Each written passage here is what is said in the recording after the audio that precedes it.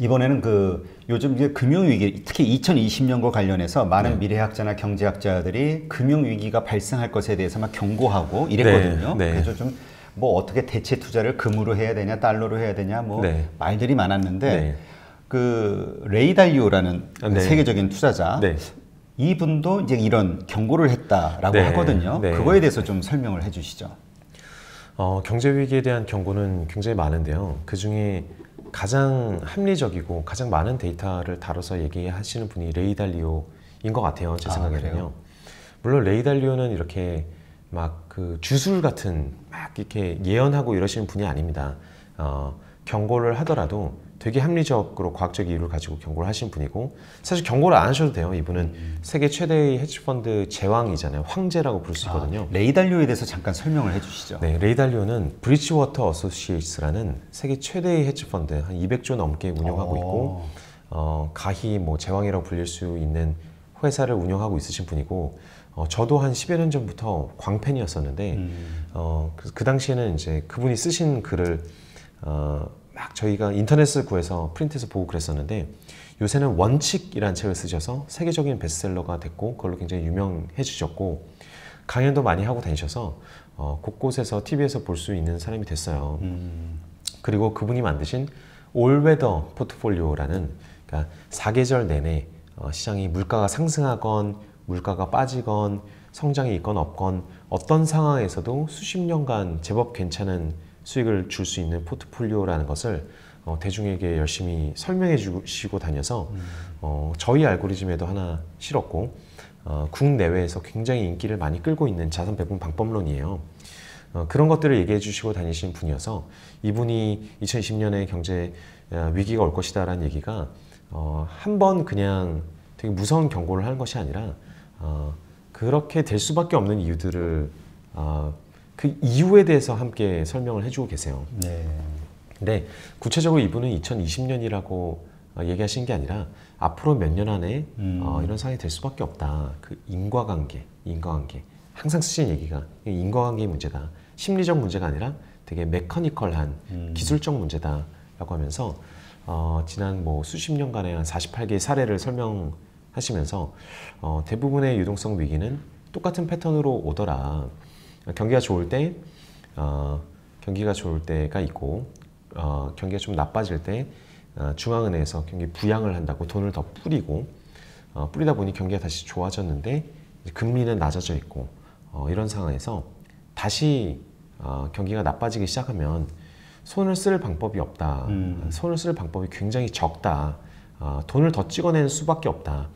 이런 게 일반적인 구조인데, 그렇다면 자국 화폐로 돈을 빌린 사람이 아니라면, 그러니까 자국 화폐의 통제를 갖고 있지 않은 팀들이라면 돈이 더 필요한 순간에 쓸 수 있는 방법이 너무 적어진다.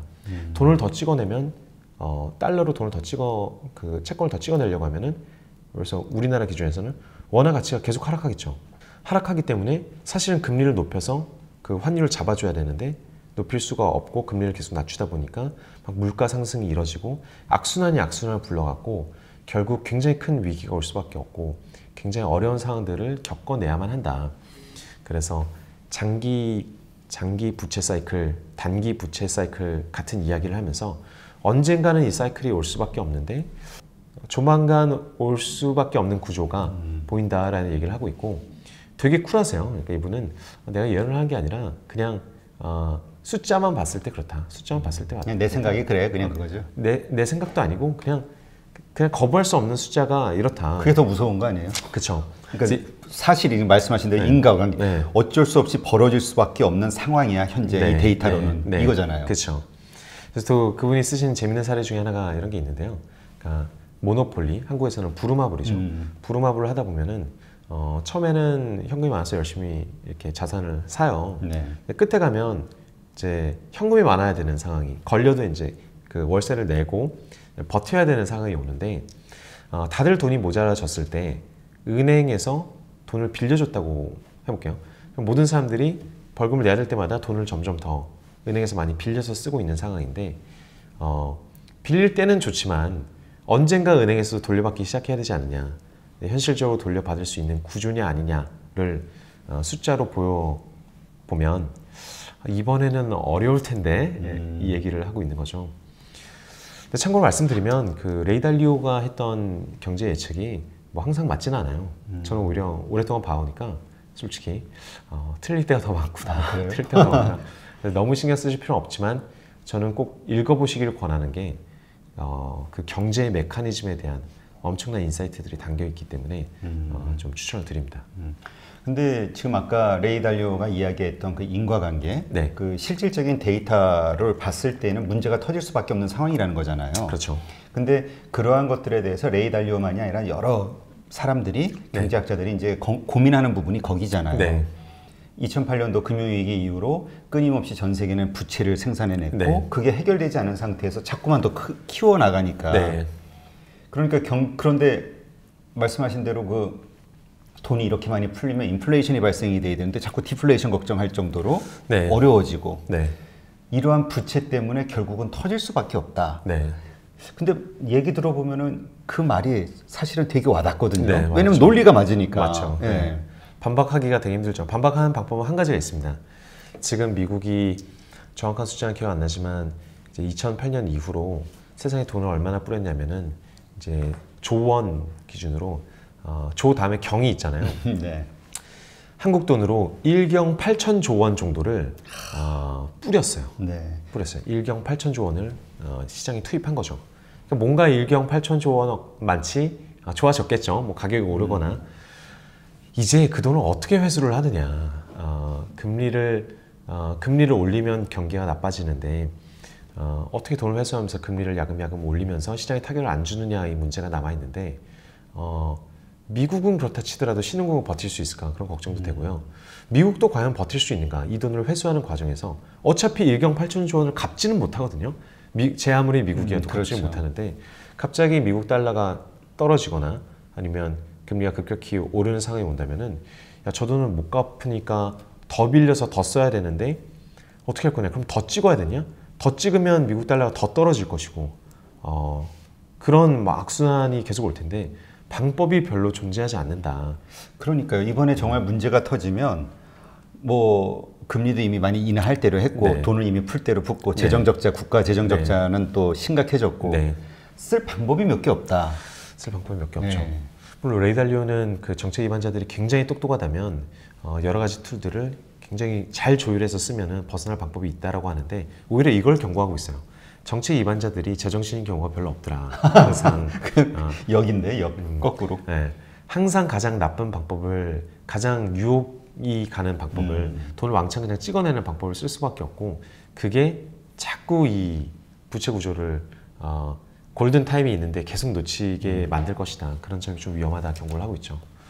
그러면 이제 뭐 이게 발생할지 안 할지는 이제 우리가 이제 시간이 지나가면서 이제 좀 그 조심하는 마음, 경계하는 마음으로 이제 지켜봐야 되는 것 같고 만에 하나 이러한 상황이 발생이 된다고 했을 때 우리 개인들이 자기 재산을 지켜야 되잖아요. 혹은 뭐 그러한 기회를 이용해서 더 불릴 수도 있고 어떠한 방식 투자 전략이 필요할까요? 자, 그 경제 위기가 왔다 손 친다면요. 과거의 데이터로 봤을 때는 가장 좋은 방식은 충분히 빨리 들어가야겠지만 금이 많이 오르고 과거에는 달러가 많이 올랐고 엔화 같은 안전자산이 많이 올랐어요. 그리고 장기 채권도 많이 올랐죠. 그래서 일반적으로 봤을 때는 미국 장기 채권, 그 달러화로 되어 있는 미국 장기 채권, 그리고 달러화를 들어갈 수 있는 달러화, 엔화, 그리고 금 정도의 포트폴리오를 가지고 있으면은 금융위기 때 많이 올라요. 그래서 저희도 불릴레오라는 앱에서 이 경제 위기를 기회로라는 되게 구체적인 투자 전략을 제시하고 있거든요. 아, 그래요? 근데 거기서는 몇 가지 시그널에 따라서 포트폴리오를 딱 바꿔줘야 되지만 그거를 제때 바꿔주면 2008년에서 2009년 최악의 경우까지 한화로 계산했을 때는 한 100%가 넘는 수익이 발생해요. 그러니까 모든 상황이 안 좋아지고 있어서 뭐 부동산도 반토막 나고 있는 상황이겠지만 어쨌든 그 포트폴리오는 달러를 들고 있고 엔화 들고 있으니까 이제 조금 다른 손실을 약간 메꿔줄 수 있는 포트폴리오가 되겠죠. 그래서 그런 큰 한 방을 노린다면 그런데 투자해야 되는 게 맞는데 다만 이렇게 100% 예언을 할 수만도 없는 것이 다음번에는 미국 달러가 빠지면서 금융위기가 올 수도 있는 거고 장기채 금리가 별로 안 남아있기 때문에 금리가 오르면서 무슨 일이 발생할지도 모르는 것이기 때문에 미래에 영원한 답은 없습니다. 답을 내릴 수 있는 건 한 가지는 너무 성급하게 결정하지 마시라는 것과 그 다음에 위기가 오고 난 이후에 큰 기회가 온다는 사실을 인지하고 뭐 현금이 됐든 어느 정도를 재워놓는 것, 그리고 여러 가지 자산을 가지고 있는 거예요. 여러 가지 자산을 가지고 있다 보면 몇 개는 손실이 나더라도 금이 될지 뭐 은이 될지 알 수 없는, 부동산이 될지 알 수 없는 어떤 자산이 다른 데서 빠져나온 돈이 그쪽으로 들어와서 폭주할 가능성이 항상 있어요. 그죠? 그게 뭔지를 모르니까 가장 간단한 방법은 여러 군데 자산 배분을 해놓는 것이고, 그 즈음에 뭔지 알겠다 싶으면 그 트렌드에 맞춰서 즉각적으로 반응하면 되죠. 일반인이 하기 워낙 쉽지가 않다. 그렇죠. 이게 왜냐면 신속하게 움직여야 되는데 그쵸. 사실 그런 상황이 되면 이게 겁나서 그쵸. 이게 행동을 하기가 어려울 것 같다는 않죠. 생각이 들어요. 쉽지 않아요. 그래서 마찬가지로 블릴레오 같은 앱에서 제시하고 싶은 거는 그 판단은 저희가 내려드릴 테니까 OK 누르면은 자동으로 체결돼서 포트폴리오를 바꿀 수 있는 그런 서비스를 드리지 않으면 이걸 자기 손으로 해낼 수 있는 사람 거의 없다. 그게 저희 어떤 문제의식이었거든요. 그래서 지금 개발하신 게 그런 네. 그런 솔루션을 가지고 있다. 네네. 경제 위기를 기회로 같으면 지금 포트폴리오에서는 미국 주식이 30% 들어있는데 특정 시그널들이 발생하면, 그래서 장단기 금리 역전이 되고 미국 시장의 고점에서 10% 이상 빠지고 그다음에 금리가 갑자기 인하되기 시작한다. 그럴 때는 재빨리 조금 액션을 취해야 되는 거죠. 그러니까 금리가 뭐 인하건 인상이건 금리에서 느낄 수 있는 시그널, 서너 가지 시그널을 한꺼번에 보고 있다가 그 모든 시그널이 동시에 발생했을 때 포트폴리오를 그러면 안전자산으로 바꾸자. 소위 평소에 더 방어적인 자산으로 바꾸자. 다만 재밌는 건 그 방어 자산이 플러스 100%가 낮다는 거잖아요. 그러니까 말이 방어 자산이지, 방어 자산이라고 항상 3% 4% 버는 게 아닙니다. 방어 자산은 위기가 왔을 때 어마어마한 수익률이 발생할 수 있죠. 그렇죠. 예전에 달러 가치가 확 올라간 거 보면. 네, 네. 근데 이제 그 걱정하는 것 중에 하나가 네. 우리 한국 같은 경우는 네. 사실 현금이 별로 없잖아요. 네. 다 부동산에 묶여 있지. 맞아요. 부동산에 많이 집중돼 있는 이 투자, 이게 사실은 되게 위험하고 기형적이라는 이야기 하시는 분들도 있더라고요. 많죠. 부동산의 장점은 이런 것 같아요. 제가 1억이 있는데 4억만큼 부동산에 배팅을 할 수 있는 거잖아요. 3억을 빌려서. 예전 같으면. 그러니까 부동산이 10% 오르면 저는 4억짜리가 4천만 원 벌어다 준 거예요. 1억 투자했는데. 그러니까 제 기준으로 40%의 수익이 나는 거죠. 그럼 부동산이 오를 때 그런 막강한 레버리지를 쓴 자산 그 투자를 이길 수 있는 게 별로 없어요. 부동산이 좋아서가 아니라 레버리지가 좋아서죠. 그러니까 투자 금액이 확 늘어나니까. 그거를 제가 1억 가지고 있는 사람이 주식 투자해갖고 남이 4억 투자해둔 거를 이기기가 되게 쉽지가 않습니다. 그렇죠. 쉽지가 않은데 역으로 약점도 그거죠. 이제 크게 출렁일 때 과연 특히 전 국민이 그렇게 레버리지를 사용해서 부동산에 투자하고 있을 때 그게 방어가 될까? 어디서 줄도산이 나타나면 어떻게 하지? 처음에는 부동산 값이 그래서 30~40% 빠졌다라는 가정이 있으면 그 빠질 일도 아니지만 거기까지 유동성 부족으로 빠지는 경우가 생긴다면 사람들이 들어가 있죠. 지금 내가 사야겠다. 40%는 너무 많이 빠졌다.